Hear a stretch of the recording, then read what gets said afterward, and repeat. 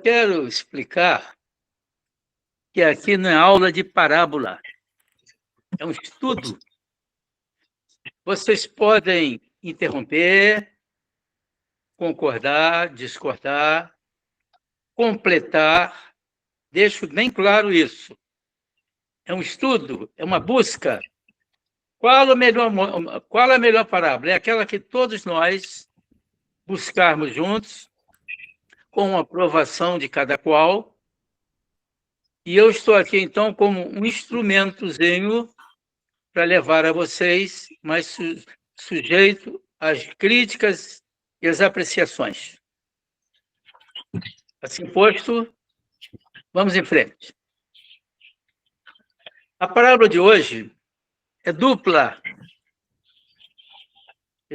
São duas parábolas fundidas numa só, e que se chama Acerca da Previdência, seus títulos: A Construção da Torre e a Empresa Bélica, pode ser também chamada A Torre e a Guerra, e ainda O Homem Previdente e o Rei em Guerra. Olha, tudo isso aí são títulos. Por que tanto título? Porque quando a gente vai estudar, tem que buscar isso em várias fontes. A Bíblia é uma fonte, mas muitos livros de parábola, eu tenho aqui uns 12 livros, e vocês têm mais alguns aí, muito provavelmente. Quem cuidou dessa parábola foram os dois. Lucas 14, 25 a 33, depois 34 a 35, e ainda 14, 28 a 33. Tudo isso Lucas que ia acrescentando mais e mais. E Mateus 10, 37, 39. Didática. Ponto de abordagem. Jesus propõe uma nova mentalidade ao povo. O custo-benefício para os discípulos e seguidores de Jesus. A autotransformação moral e espiritual. Autoconhecimento. O combate sistemático às imperfeições humanas, vícios e inferioridades. Tudo isto vem significar o porquê, ou o que significa para nós a parábola em questão. Nós vamos fazer uma divisão didática para organizar esse estudo. Número 1, a estrutura da parábola. A parábola a gente não vai dizendo blá, blá, blá, blá, não. Ela tem uma estrutura de montagem. Todas as parábolas têm uma estrutura.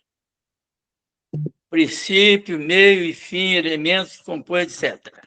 Segundo, visão do texto com os símbolos. O texto da parábola é simbólico, é vida material, mas o que interessa é o simbolizado, é o que está oculto. Isso é que nos importa. Terceiro, vamos para a visão espiritual. Então, quando a gente discute aí na situação material, é o nosso dia a dia, mas o espiritual é que vem para consolidar a elevação espiritual do estudo aqui, é sim a visão espiritual. E 4, aplicações da parábola, e nós, nesse contexto, nós temos que nos colocar no contexto da parábola. Que isso aqui não é simplesmente uma coisa vaga, não. É dirigida a cada um de nós, para que apresentemos o nosso melhor e que aproveitemos o máximo. Então, sim. A gente pode ler o texto da parábola? Sim, vai ser lido. Eu estou dando aqui apenas um introito, mas vamos à leitura, sim. Tá bom? Sem a leitura não adianta nada. Vamos então à leitura, né? Parábola acerca da previdência. Qual de vós, querendo edificar uma torre, não se põe primeiro a fazer conta dos gastos que são necessários para ver se tem com que acabá-la. Como isso evita expor-se a que, depois de haver assentado os alicerces e não a podendo terminar, todos os que a virem comecem a fazer zombaria dele, dizendo: este homem principiou o edifício, mas não o pôde concluir. Ou que rei há que, estando para sair em campanha contra outro rei, não tome primeiro muito pensadamente as suas medidas, a ver se, com 10.000 homens, poderia ir a encontrar-se com o que traz contra ele 20.000? De outra maneira, ainda quando o outro está longe, enviando sua embaixada, pede-lhe tratados de paz. Assim, pois, qualquer de vós que não renuncie a tudo quanto possua, não pode ser meu discípulo. O sal é bom, porém, se o sal perder a força, com que outra coisa se há de temperar? Ficará sem servir nem para a terra, nem para o monturo, mas lançar-se-á fora. O que tiver ouvidos de ouvir, ouça. Lucas, capítulo 14, 28 a 35. Pronto, querido, a palavra é sua. Muito bem, obrigado. Mateus também cuidou da parábola, no capítulo 10. E nós estamos falando aqui na didática, para abordagem. Jesus propõe uma nova mentalidade ao povo. Essa era a razão da parábola. O autoconhecimento combate sistemático as imperfeições humanas. Vamos, então, agora organizar aqui a forma do estudo. Primeiro, uma divisão didática. É uma estrutura da parábola. A parábola não é dita assim de qualquer modo, não. Ela tem uma organização, tem um objetivo específico, e depois é o que vamos examinar na parábola, nesta. Número 2. Aí vamos trabalhar no texto. O texto é simbólico. Nós não podemos tirar conclusões pelo texto, temos que ir para o espiritual, que é o terceiro ponto. Porque quando o símbolo é pela letra. Muitas pessoas tomam o evangelho pela letra. Não é o caso. Tem que aprofundar mais. Ir para o oculto, visão espiritual. E 4, aplicações da parábola, nós, nesse contexto aí. O que vai sobrar para nós? Então, precisamos examinar em separado os antecedentes, o porquê da parábola, o público a quem Jesus falava, o tipo de parábola que é, os costumes à época, as circunstâncias e a simbologia da parábola. Vejamos o público. Grande multidão, discípulos e seguidores, com diferentes propósitos. E havia também os adversários teológicos de Jesus para atrapalhar. E havia os oportunistas que estavam lá para ouvir Jesus, mas querendo a sobra dos pães e peixes. Não estava afim de nada daquilo, não. Estava interessado em aprender nada, mas tinha os pães e os peixes, isso ia sobrar para ele, né? Tipo de parábola. É uma parábola de questionamento e de exortação. Ela traz expressas exigências do verdadeiro discipulado. Por outro lado, exprime também a ideia de autoexclusão, isto é, quem não se sentir pronto a ser um discípulo, ou a tendência para tal, ele se exclui, ele cai fora. Não vai atrapalhar nada. Então, Lucas e Mateus, juntos quer dizer, os dois cuidaram da parábola e vamos apreciar aqui agora como se fosse um só. Jesus coloca seus discípulos, conforme Lucas e Mateus, com mensagens diferentes. Lucas 14, 25, 27, Mateus 10, 37, 39. Rico em antecedentes. Vejamos antecedentes. Dando autoridade de ação aos apóstolos. Isso em Mateus capítulo 10, versículo 17 e seguinte. Profecias das perseguições. Jesus dizendo isso aos apóstolos. Em Mateus 10, 28, ele vai falar na imortalidade da alma. E no versículo 32 e seguinte, Jesus lhes dá ciência do perigo que os aguardava e, por isso, os encorajava. Então, a parábola de encorajamento aos discípulos. O amor a Deus e ao Cristo é a prioridade às causas espirituais que abraçaram acima de tudo. Essa é a recomendação de Jesus aos discípulos. Lá em Mateus 10, 28, falou também na imortalidade da alma. Não tenham medo, pois poderão matar o corpo, mas não o espírito. E, finalmente, dar testemunho do Cristo ou renegar o Cristo. Enfrentar até a morte, aquele que ama o Cristo pegará a sua cruz para segui-lo. Será que nós estamos dispostos a isso? É o que nós vamos examinar juntos, né? Seguir Jesus, juntando Lucas e Mateus. Então, vem aqui o exemplo da construção da torre. Já foi dito aqui pela voz autorizada da Norma. Preparação para a guerra. Previdência e providência. 2 P's. Para a guerra, tem série de previdências. E providências também. Não se pode entrar numa guerra às escuras, porque vai perder logo, vai se matar todo mundo.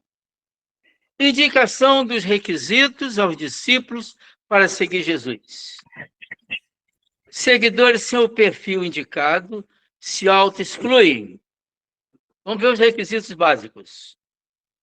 Coragem, trabalho árduo, desafios aos perigos constantes, opressão e as perseguições, disciplina, o amor ao Cristo acima de tudo. O discípulo pronto ao serviço com Jesus simplesmente atende ao convite. Jesus dizia, vem, segue-me. E nada mais dizia. Eles iam seguindo a Jesus. Passar para Mateus, vem, segue-me. Lucas, vem, segue-me. Não tinham outras considerações a não ser se alistarem para seguir Jesus. Mas como é que é isso? Não tiveram preparação nenhuma? Bem, aqui nós temos que entender que éramos preparatório para a missão evangélica, que já traz isso na sua carta de vida. Ninguém aprendeu ali para ser seguidor de Jesus. Eu lá, por exemplo, eu não seria um seguidor de Jesus, não estava pronto para isso. Mas aqueles homens tinham na sua carta de vida e na sua linha de vida. Carta de vida é o plano de vida que Deus nos dá. E a linha de vida é a trajetória a qual nós vamos passando. Informações culturais. Vamos ver os costumes da época. Pena de morte. Os judeus tinham pena de morte.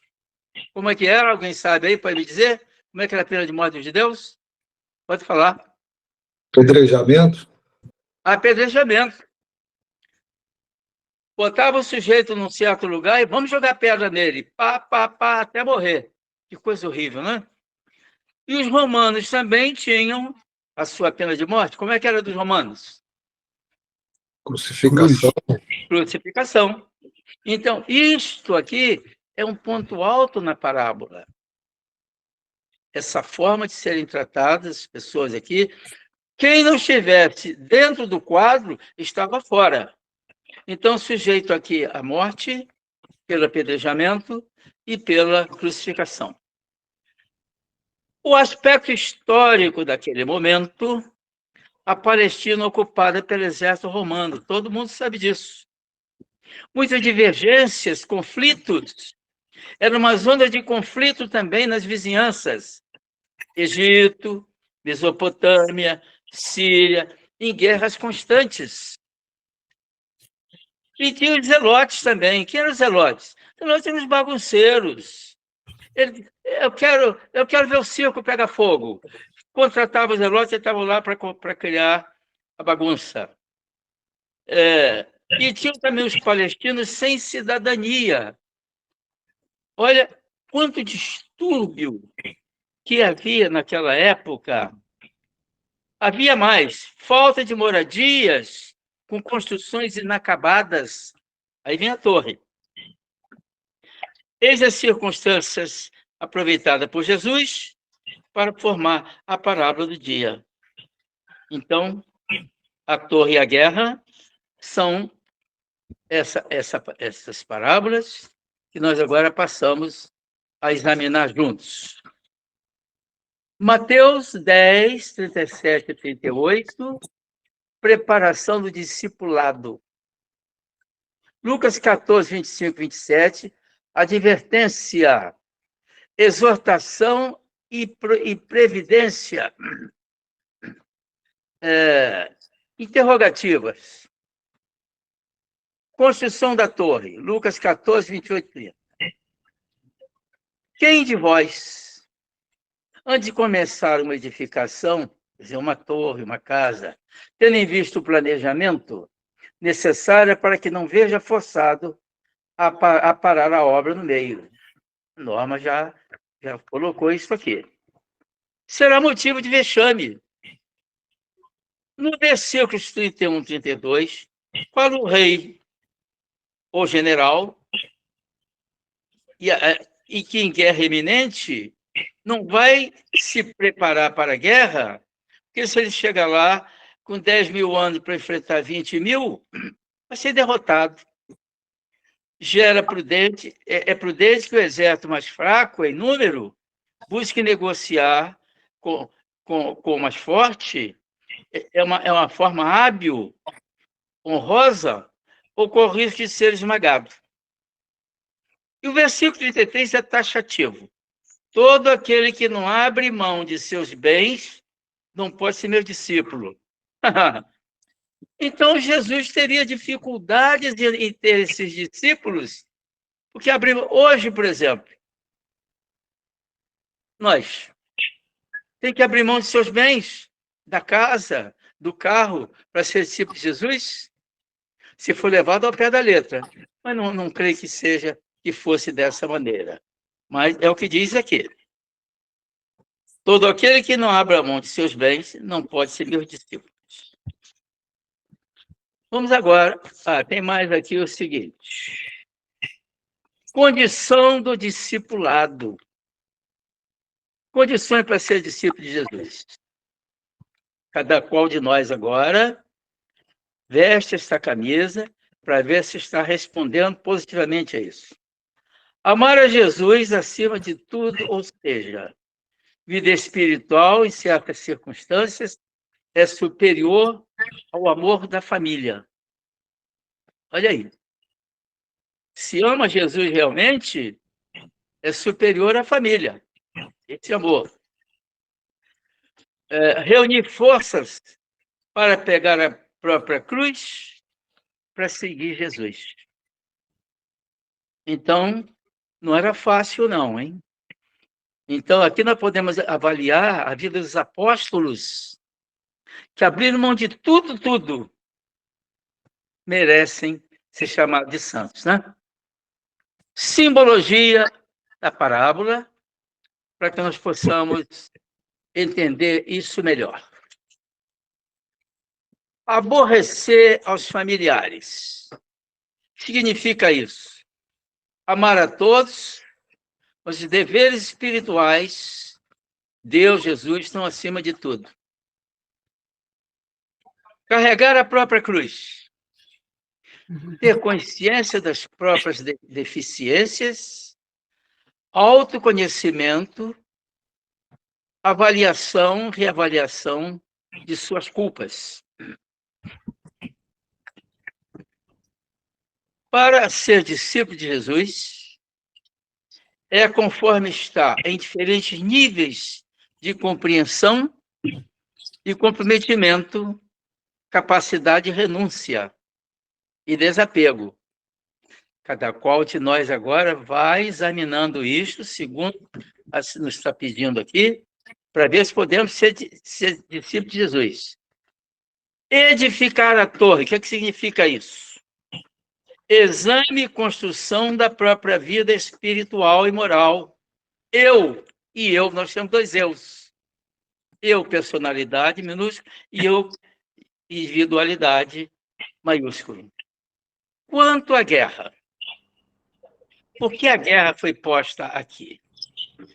Os perigos, os inimigos são os adversários mais juntos de nós.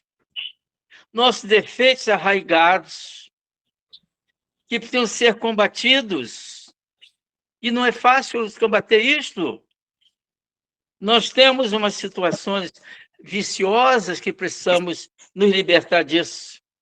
É o que está chamando aqui agora a nossa responsabilidade para combater esse símbolo aí, a torre e a guerra. Vamos agora trabalhar em cima do texto. Já foi lido pela Norma, e vamos agora discutir. A discussão. As duas parábolas, a torre e a guerra, são muito parecidas, mas não são idênticas. Elas são interrogativas. Ambas questionam acerca de duas grandes empreitadas, complexas por natureza. Trata-se de uma obra de vulto, a exigir toda a providência e previdência. Análises, projetos, cálculos, disponibilidade de recursos, isso para construir uma torre, construir uma casa. Exige isso tudo aí para o êxito final. Bem como focar as consequências nos erros de avaliação e cálculos. Aqui é tolerância zero. Se alguém já fez uma casa, já acompanhou uma obra, a própria casa, viu que é tolerância zero. Se errar, sai caro. Se errar a obra, tem que refazer. É complicado. A primeira parábola, a torre, envolve de forma direta o ouvinte, sua autoedificação. Então, essa torre somos nós. Temos que trazer a nós a nossa autoconstrução, nossa autoedificação. Quem faz para nós? É mamãe, papai, tio, Deus? Não. Deus nos deu todas as condições para que nós nos edifiquemos. Deus vai fazer a parte complementar, espiritual. Essa não é conosco, não. Mas a nossa vida aqui, a partir do bebezinho que nasceu, nós temos que tomar conta, é conosco. A segunda parábola é mais um tanto pessoal, que pode ser juntado ao coletivo, mas com inclusão individual ao todo. Então, a segunda parábola, ela não é tão pessoal quanto a primeira, mas também faz parte disso. Público, que Jesus falou, as multidões, aos discípulos, aos adversários teológicos, os oportunistas que estavam lá para pegar a sobra do pão e do peixe. A parábola da torre, vamos direto a ela, depende quase que exclusivamente do próprio. A quem é entregue a construção de uma obra de vulto e todas as consequências do êxito ou de fracasso decorrente. Cuidado, examine a sua capacidade de realização. Você pode, razão porque a obra lhe foi entregue como construtor da torre. Tenha em mente, a obra não deve e nem pode parar no meio.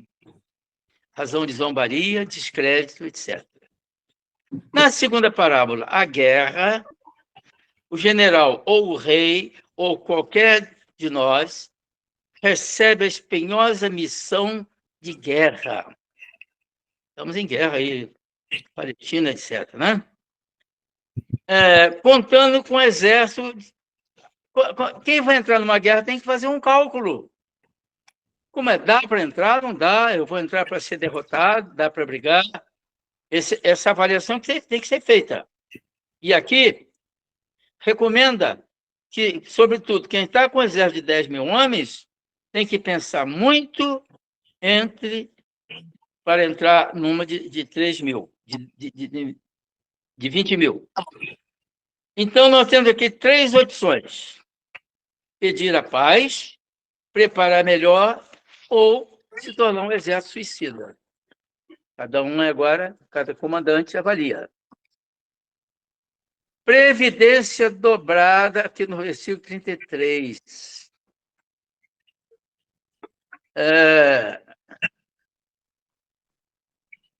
Examinar, e tal. Além de sua vida, há muitas outras em jogo.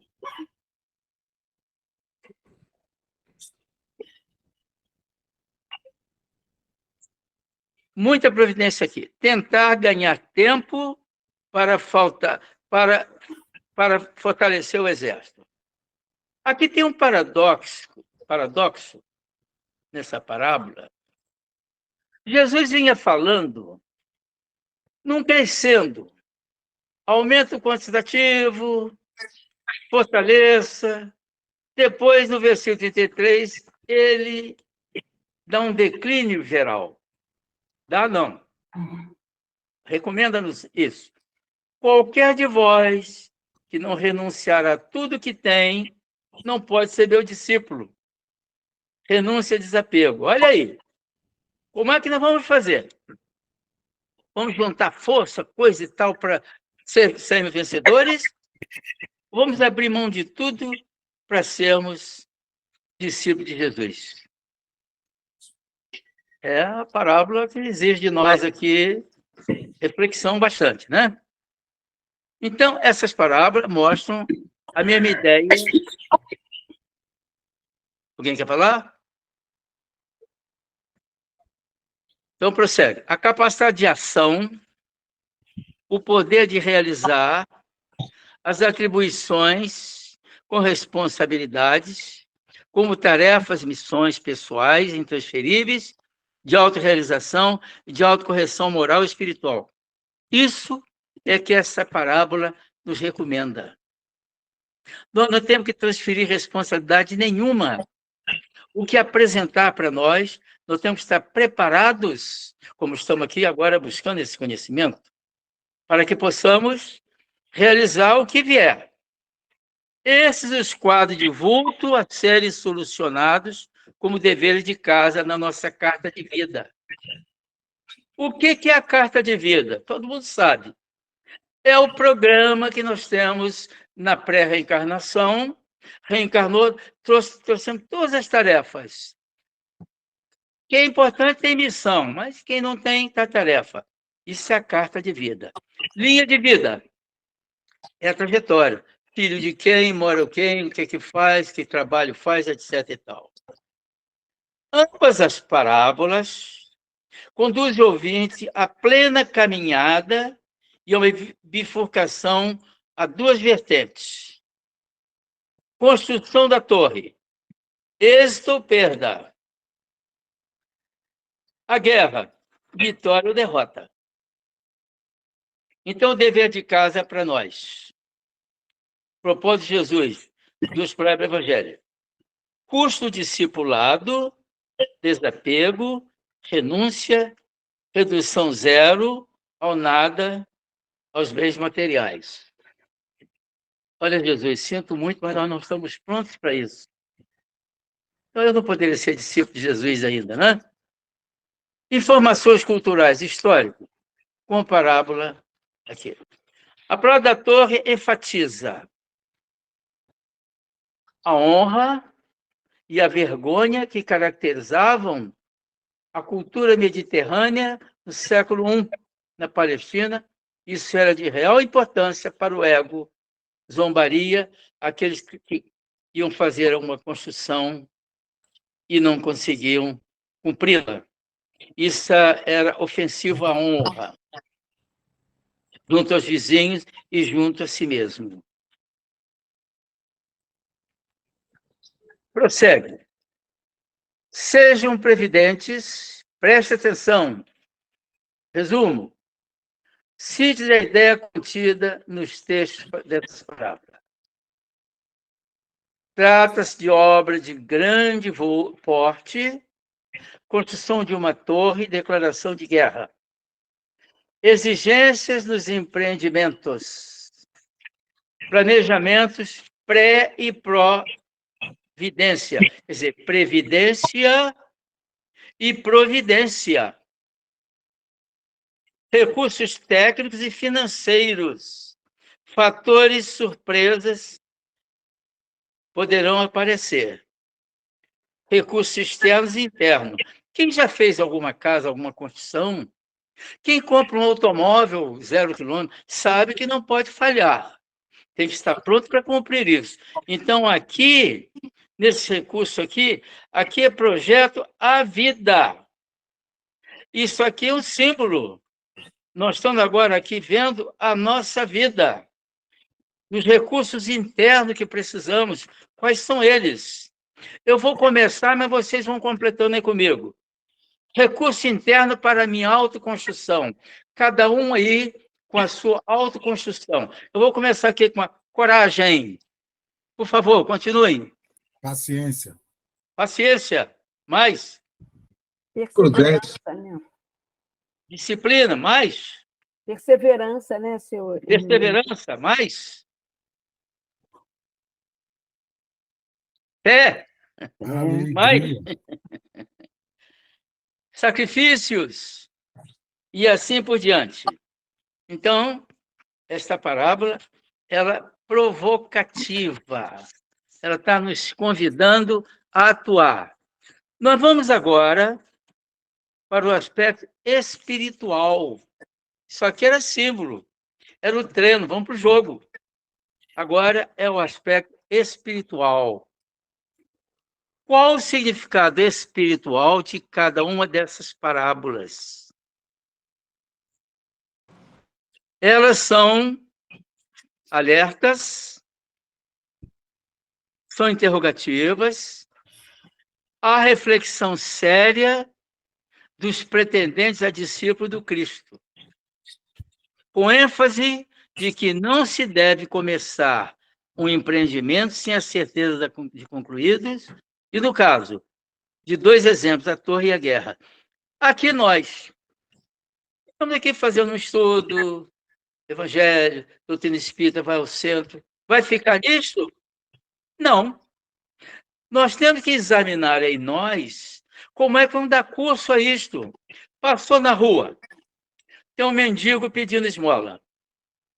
Como é que vamos fazer? Certa vez, em Marechal Hermes, um mendigo lá, minha irmãozinha, pelo amor de Deus, irmãozinha, pelo amor de Deus. Eu cheguei, olhei para ele e disse: amigo, posso falar com você? Ele levou um susto. Levou um susto.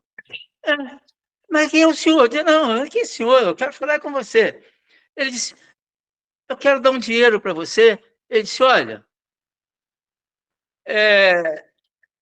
eu não estou acostumado com isso. Eles não falam comigo, eles jogam dinheiro em cima de eu, mas eles não falam com eu. Quem saiu envergonhado fui eu. Foi ele, não. Meu Deus, olha que humildade que chega um homem na mendicância. Quem sou eu? Um cara comum, da rua como outro qualquer. Chamei de amigo, pedi licença para dar um dinheiro a ele, porque a gente é uma humildade tão grande dele que a gente fica com vergonha. Eu fiquei. Mas ele me deu uma lição de vida. Tem que olhar a humildade dele não com pena dele, ver o que pode fazer para minorar a situação. Então, é um símbolo que nós estamos vendo aqui, para ver aqui a realidade.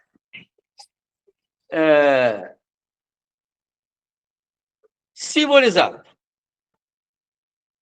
Isso agora simbolizado.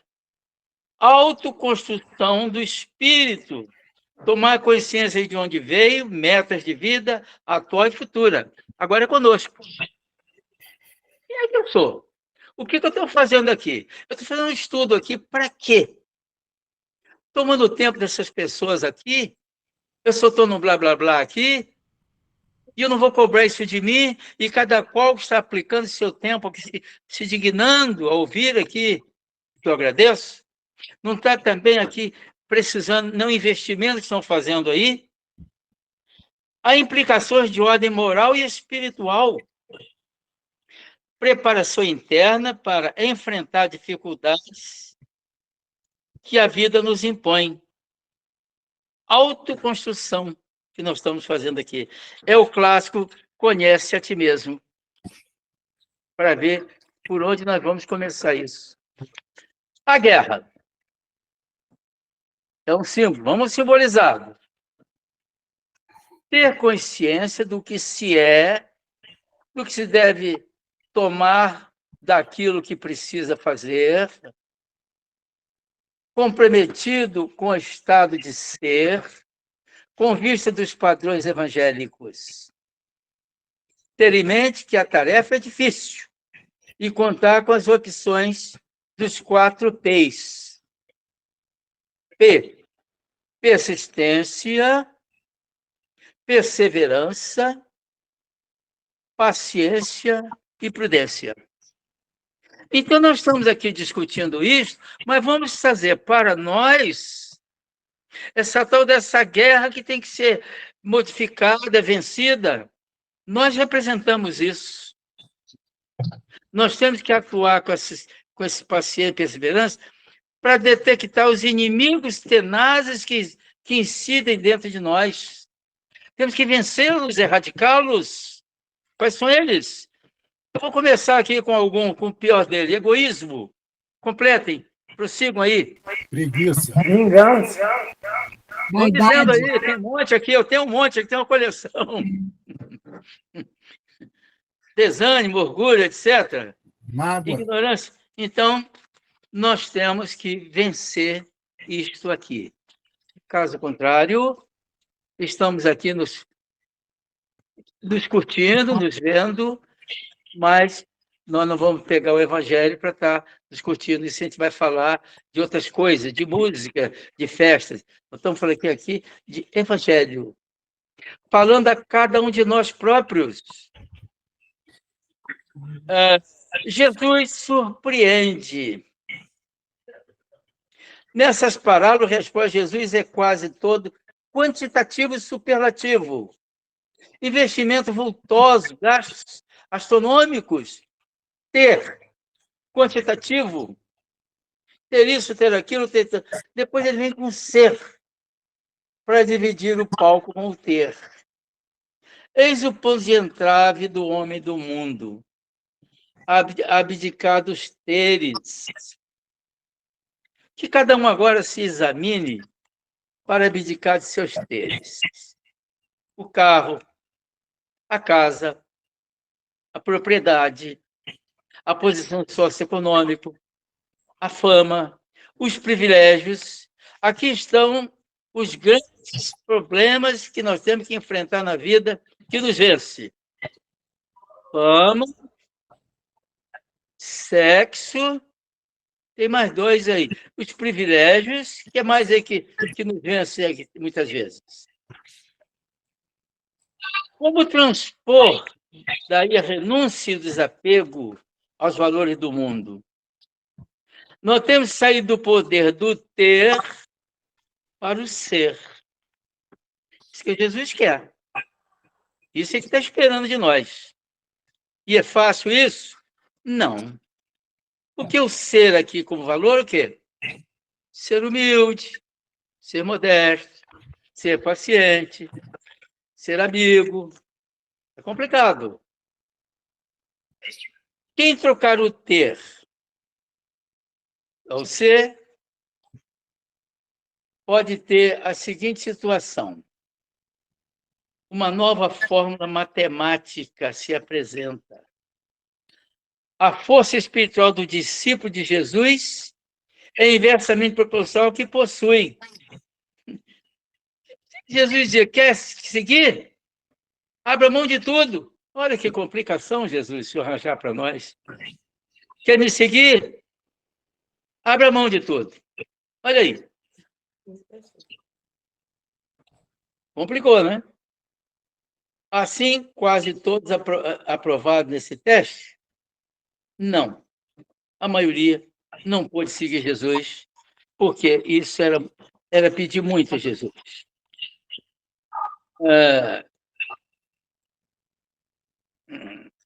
Eu agora estou procurando aqui para reduzir, né?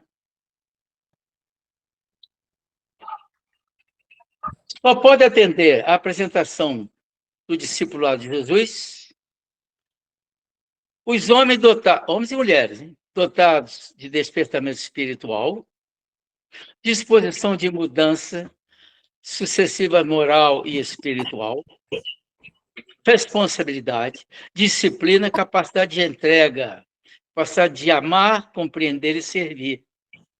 Se nós não tivermos essas capacidades que nos desafiam, nós não podemos ser discípulos de Jesus. É difícil. Bom, aqui Humberto Roden faz um confronto do ego com o eu superior.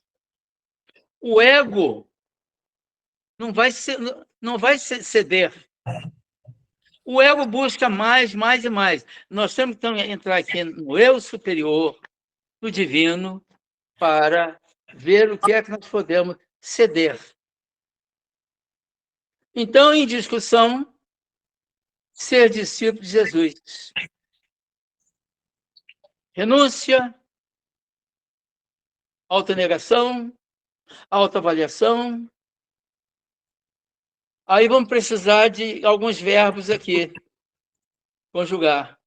Querer, saber e poder. A gente quer realmente? Ou é só de boca para fora? Saber, a gente também não sabe também. Estão buscando aprender mais e melhor. E poder? Poder é uma capacidade. Será que a gente pode? Tem que ir aos poucos, né? Compatibilidade da vida material com a espiritual. Isso nós já podemos examinar. Aí as pessoas vão bem, padrão econômico, trabalho, família. E a vida espiritual? Ela comporta melhor avanço? Comporta. Filosofia de Jesus. Para nós, dando cola para nós. Buscar primeiro o reino de Deus e sua justiça, e todas as coisas vos serão dadas por acréscimo. Lá na Ramatiz está escrito isso. Todo mundo já leu isso lá, né?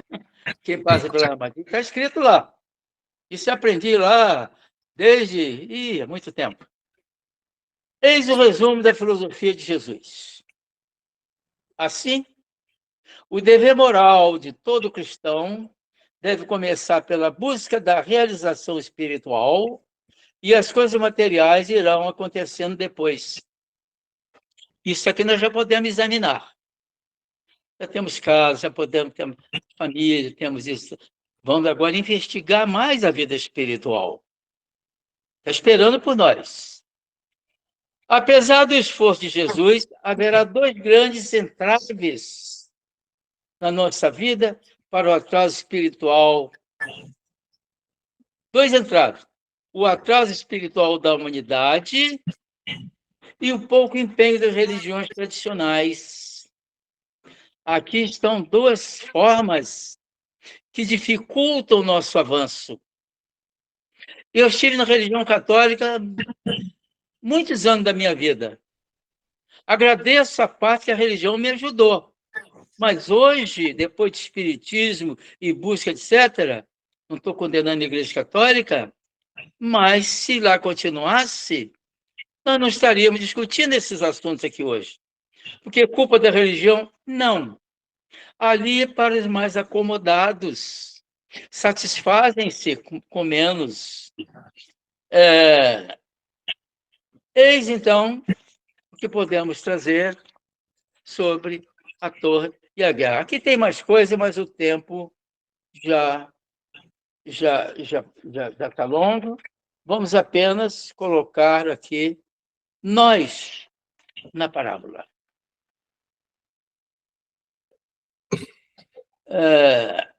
Nós somos o investimento de Deus ao nos conceder a reencarnação, as oportunidades, conforme na parábola dos talentos. As potencialidades divinas contidas no homem espírito, todas contidas na individuação e na individualização.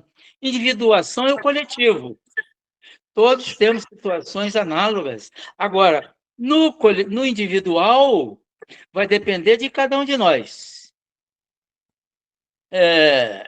Jung e Freud estudam diretamente nossa vida diária. Bom, isso não está interessando aqui, não. Nós estamos buscando aqui o término. Vamos examinar valores internos, altruísmo, fé, esperança, e vocês continuem com uma porção de outros. Saúde, alegria, paz, produtividade, vocês continuam com uma porção de outros. Pessoas que são exemplos para nós examinarmos e segui-los. Chico Xavier, Chico Xavier. Irmã Dulce. Alberto Schweitzer. Teresa de Calcutá. Osório, vocês não conhecem. Eu conheci quando estava na igreja. Osório, operário, ganhava pouco, pegava o salário dele e dividia. Faltava comida para ele, ele dividia. Eu falava, Osório, como é que é isso? Você está pouca roupa, a gente tinha que dar para ele. Porque ele pegava o salário dele, dividia, mas é pouco. Mas ele achava que não. Ele vivia feliz da vida. Quantas lições de vida ele passou para nós. Eu observei bem o que o Osório fazia ali. Então, vamos ver umas inferioridadezinhas que nós podemos combater em nós. Vamos examinar algumas inferioridades que nós já podemos combater. Falando de mim, hein? Estou acusando vocês, não. Desânimo. Ódio eu não vou falar porque ninguém tem isso mais. Raiva, isso eu garanto que aqui ninguém tem isso. Egoísmo. Aí tem que ver se estamos discutindo o pão em casa bonitinho. Orgulho. Epa, esse daqui ainda precisa de exame. Medo. Aspectos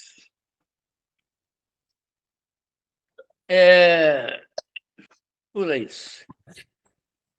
Essas inferioridades geram doenças no coração e no fígado. O coração adoece se nós praticarmos isso aí. Nosso fígado também. Isso gera um ácido dentro de nós que nos leva a dificuldades. Então, temos que combater sistematicamente o ódio, o egoísmo, a raiva, pensamentos danosos sobre a delicada tessitura do perispírito. Isso atinge a textura do perispírito, suas moléculas, isso gera doença. Ao contrário, toda forma resistente a essa tendência, a individuação, é a causa de todos os tipos de doenças. O objetivo principal da existência humana é a expansão da consciência. Então, Viva a alegria, viva o entusiasmo, viva a vitória por ao próximo. Bom, por aqui eu fico. Gratidão, senhor Hernandes, gratidão. Vamos ver se o nosso irmão Alexandre tem algumas considerações para colocar para a gente. Sobrou alguma coisinha. Isso, Alexandre. Eu, Por gentileza. eu fico impressionado ainda, né? Até hoje, isso é uma coisa que me dá muita força para a gente continuar buscando, né? Como Jesus falou, é a visão do mestre, né? Então, quando ele fala em construção da torre, eu costumo pegar as parábolas e colocar na minha vida, no meu cotidiano, né? Coisa que todos devem fazer. E eu tenho pavor de obra. Senhor Hernandes, eu não suporto obra. Todas as obras que eu fiz... Eu adoro. Nossa Senhora, eu pensei eu adoro obra. Eu achei que ia gastar X e gastei 3 vezes X, 4 vezes X. Isso é verdade. Isso como, né? É a prudência, né? Saber lidar com isso aí. É. E aí o senhor falou aí desse fato da gente buscar e não desistir, como Jesus fala aqui, né? Que se o sal degenerar, não é isso? Então há aquela impulsividade, né? No espírita, por exemplo, aquela impulsividade. Ele conheceu essa doutrina, ele começou a ver que existe um mundo novo, um horizonte novo, mas ele ainda tem arraigado em si uma prioridade, que são os bens materiais. Por isso que quando chega um jovem na casa espírita, eu fico maravilhado, porque eu já cheguei né, depois do 30, então a gente já está buscando aquela coisa, né, de começar a querer ver o interior. Eu queria ter chegado mais novo, mais jovem, mas não cheguei, cada um a seu tempo. Eu lembrei de uma coisa engraçada, porque o senhor gosta muito de histórias, né, de conciliar com o que a gente estuda, né? Quando eu comecei a ir na Ramatiz, eu trabalhava próximo. O senhor gosta de histórias que conciliam com o que a gente está estudando, né? E quando eu comecei na Ramatiz, eu trabalhava próximo da Ramatiz. E tinha um rapaz que ia sempre comigo. Você vai lá naquele centro lá tomar um passe? Eu vou com você. Era um amigo, e ele foi. Na terceira vez que ele foi, ele virou para mim e falou assim: sabe por que eu vou lá? Eu falei: por quê? Porque a gente toma um passe? Não, é porque cada vez que eu vou tomar um passe lá, eu vendo um carro. Aí eu fiquei olhando para ele, eu falei: mas, poxa, se ele vende um carro, o que eu fiz na espiritualidade para eu também não vender um carro, né? Então, depois eu vim descobrir que cada um tem um modo de ser atraído. Esse era o modo de ser atraído. Infelizmente, ele não ficou, perdemos contato. O que me levou a Ramatiz era de ordem muito pessoal, então eu acabei ficando, porque era algo que tinha interior, que eu tinha que curar por dentro. Ele estava em busca dos bens terrenos, né? Ele estava em busca de conseguir angariar as suas vendas, né? Angariar o seu ganho, né? O que ele era o propósito dele. Então, o senhor chegou a falar nisso, né? Porque qual é o nosso propósito com Jesus? Né? Nós chegamos, nós conhecemos, e com o tempo nós vamos se entusiasmando, e aos poucos a espiritualidade vai cobrando um pouquinho ali, um pouquinho lá. Infelizmente, no meio do caminho, muitos vão ficando. E a gente está aí, de cabelo branco, seguindo esse caminho, né? É isso que eu gostaria de falar só.